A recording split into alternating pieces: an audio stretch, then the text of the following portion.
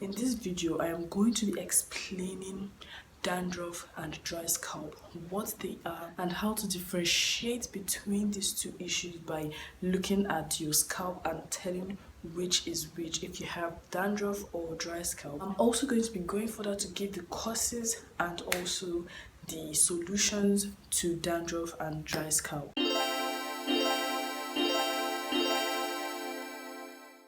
Hi everyone, it's your girl Tina Oliseh. Welcome back to my channel. So today's video is all about dandruff and dry scalp. So what is dandruff? Dandruff is caused as a result of the overproduction of a fungi that is naturally produced in our scalp. This fungus is called Oliseh ovalis. Normally, our scalp produces new skin cells because our scalp is a skin. So when it produces new skin cells, the old skin cells are supposed to gradually flake away without you even noticing. This is the normal skin cycle.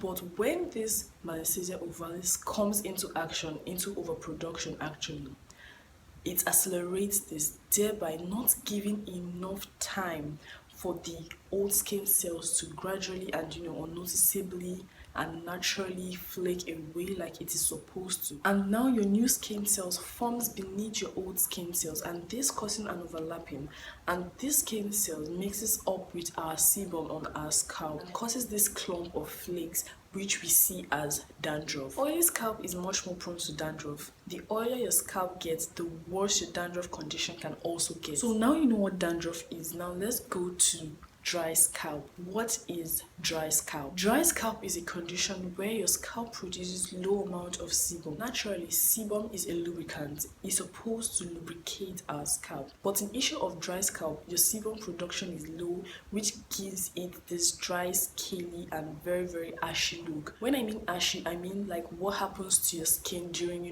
winter or during the harmattan season. When you have this grayish or whitish look on your skin during these cold weathers, that's how your scalp also looks like. Just so you know, some people may have dry hair but not dry scalp. These are two different issues. So now I'm going to be going to the visual difference between dandruff and dry scalp. Things that you can look at your scalp and see if you have dandruff or if you have dry scalp. For the case of dandruff, when you actually touch your scalp, or maybe using a mirror so you can see your scalp much more closely and very well, when you look at your scalp, you'd see big clumps of flakes that are either whitish or yellow. And now when you touch your scalp with your hands, with your fingers, using your fingers to touch your scalp doesn't look dry, but you feel it's very oily. Especially when you spray water on it, it just feels like greasy. You have this greasy feel.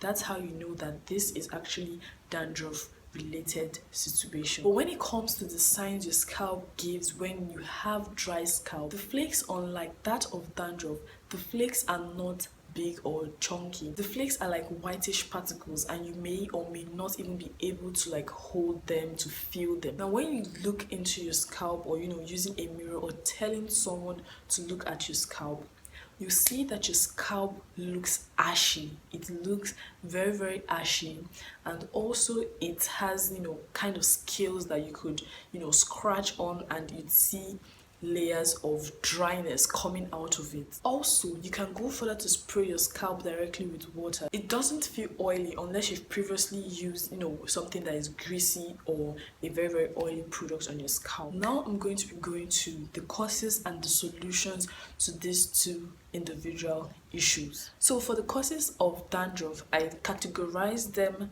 into just three. The first being product overload. A lot of people use a lot of products on a daily and weekly basis, especially when you use waxy or greasy product, like greasing your scalp literally.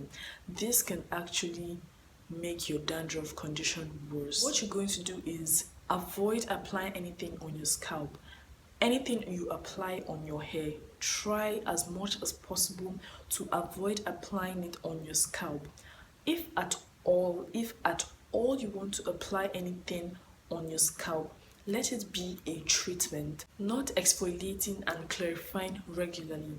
A lot of people don't clarify or exfoliate their scalp. When you clarify and exfoliate your scalp, you're literally helping your cell turn over. The last cause of dandruff on my list is health issues, genes, and medication. I decided to categorize these three together because it's all about what's going on the inside of our body, things that we might not be able to control, because at some point in time you might need to see a medical professional. So now I'm going on to the causes of dry scalp: excessive use and exposure to heat and harsh chemicals. A lot of people comes in contact with heat on a regular basis, and this can dry out your hair and also your scalp. So stay away from heat as much as possible, and also watch what you apply on your hair. Not doing treatments to enhance sebum production. The main cause of dry scalp is your scalp not being able to produce enough sebum. So there are ways you can try to help your scalp produce more sebum rather than just letting your scalp thrive and suffer from dryness. You could try doing herbal rinses. These herbal rinses help to regulate sebum production in your scalp, and also hot oil treatments, herbal hot oil treatments. All these things put together are ways you can help your scalp to produce more sebum. The last cause of dry scalp on my list is health issues, medications, genetics, and everything going on in your body. So that will be all for dandruff and dry scalp. Also, I would just like to let one thing out: make sure you are eating healthy, make sure you are drinking enough water. Thank you always for watching my videos. Don't forget to give this video a thumbs up, subscribe to my channel if you are not yet subscribed, and turn on your post notifications by clicking on that bell icon to get notified anytime I upload a new video. Okay, I still remain your girl Tina Oliseh, your number one natural educator. I will see you in my next video. Bye.